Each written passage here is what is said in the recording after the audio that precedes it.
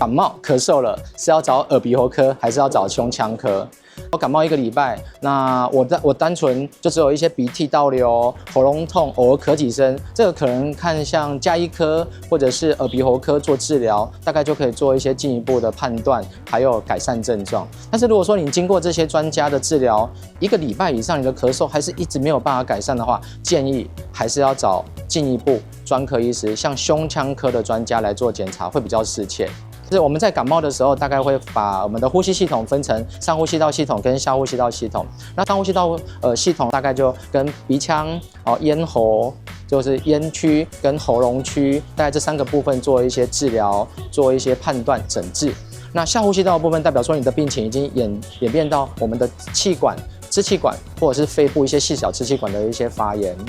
那在于一些上呼吸道的感染，可能就可以透过像刚提到的家医科、耳鼻喉科、一般内科的专家做一些治疗。但如果进一步影响到严重的肺炎、肺部的一些感染，建议还是要透过胸腔科的医生搭配一些精密的仪器做一些进一步的鉴别诊断，会比较适切。之前在临床上有遇到几个案例，有一个年轻人他一直久咳不愈，他追踪下来，他中间都是在诊所看。可是他吃了药，可能稍微压制一下，他觉得比较舒服。